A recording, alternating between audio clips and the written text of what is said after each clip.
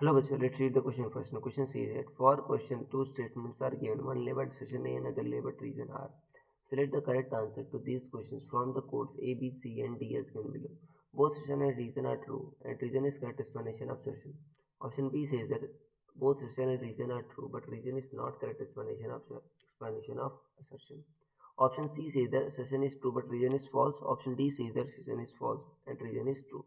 Assertion says that EMF of cell is independent of external resistance are connected across cell. Region. EMF of cell is maximum potential difference across two electrodes when no current is drawn from cell. So students सबसे पहले आपको समझना होगा की concept क्या use हो रहा है इसमें. तो की concept is EMF of the cell. EMF of the cell.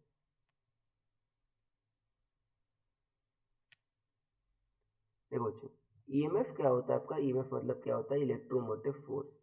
Electromotive force define क्या होता है बच्चों, ठीक है ना, जो work done per unit charge, जिससे बच्चों हम चार्ज को जब एक टर्मिनल ऑफ सेल से दूसरे टर्मिनल ऑफ सेल के बीच ट्रांसफर करते हैं, तो ये होता है बच्चों आपका work done per unit charge.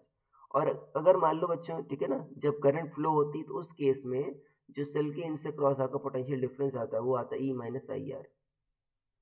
जो टर्मिनल्स है बच्चों उनके क्रॉस जो पोटेंशियल डिफरेंस आता है पॉजिटिव और निगेटिव टर्मिनल्स के बीच, वो क्या आता है आपका V equal to E minus I are.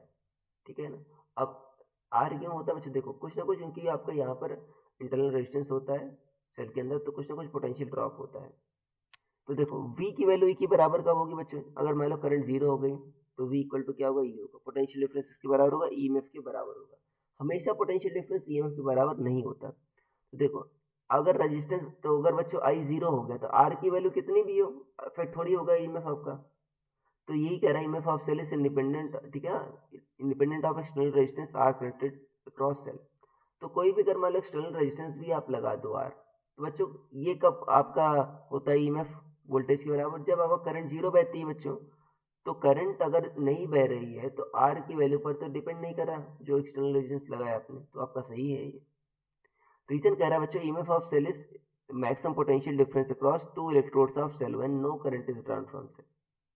जब कोई करंट नहीं, ठीक है ना, यही कह रहा है बच्चों EMF क्या है आपका, मैक्सिमम पोटेंशियल डिफरेंस है जब कोई करंट नहीं ड्रॉ की जा रही. तो देखो सही एक्सप्लेनेशन कर रहा है नहीं कर रहा बच्चों. जब आई जीरो है तो आर आपका कैपिटल आर कोई इफेक्ट नहीं डालेगा, या स्मॉल आर भी कोई इफेक्ट नहीं डालेगा. तो ये भी बच्चों आपका सही है और सही एक्सप्लेनेशन भी है. तो आपका ऑप्शन नंबर ए सही हो गया. So I hope you understood it well. Best of luck.